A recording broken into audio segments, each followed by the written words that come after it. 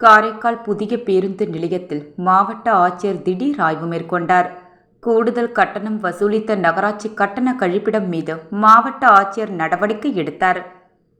புதுச்சேரி மாநிலம் காரைக்கால் மாவட்டத்தில் இயங்கி வரும் புதிய பேருந்து நிலையத்தில் நகராட்சி மூலம் ஏலத்தில் எடுத்த தனிநபர் ஒருவர் கட்டண கழிப்பிடம் நடத்தி வருகிறார்.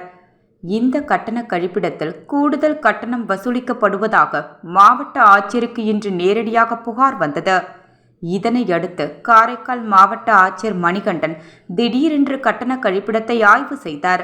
அப்பொழுது அங்கு வருகின்ற பொதுமக்களுக்கு 5 ரூபாய்க்கு பதிலாக கூடுதலாக 10 ரூபாய் வசூலிக்கப்படுகிறது. மேலும் பேருந்து நிலையத்திற்கு வருகின்ற ஏராளமான பொதுமக்கள் மாவட்ட ஆட்சியரிடம் புகார் அளித்தனர்.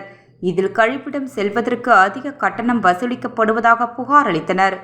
உடனடியாக மாவட்ட ஆட்சியர் கூடுதல் கட்டணம் வசூலித்த கட்டண கழிப்பிடம் நடத்தும் நபர் மீது நடவடிக்கை எடுக்க காரைக்கால் நகராட்சிக்கு மாவட்ட ஆட்சியர் மணிகண்டன் உத்தரவிட்டார். இந்த நிலையில் காரைக்கால் மாவட்ட ஆட்சியர் மணிகண்டன் பேருந்து நிலையத்தில் திடீர் ஆய்வு மேற்கொண்ட சம்பவம் அப்பகுதியில் பெரும் பரபரப்பை ஏற்படுத்தியுள்ளது. நம்ம காரைக்காலுடைய பேருந்து நிலையம் ஒரு முக்கியமான பொதுமக்கள் யூஸ் பண்ணக்கூடிய இடம்.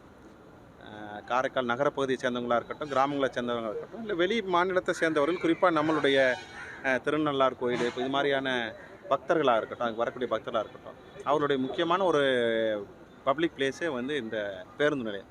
பேருந்து நிலையத்தில் வசதிகள் இருக்குது. இருந்தாலும் வசதிகளை குடிமக்களுடைய தேவைகளுக்கு ஏற்றவாறு நம்ம அதிகரித்து கொடுக்கணுன்ட்டு நம்மளுடைய கமிஷனர் மேடத்தும் இன்ஜினியருக்கும் சொல்லியிருக்கிறேன்.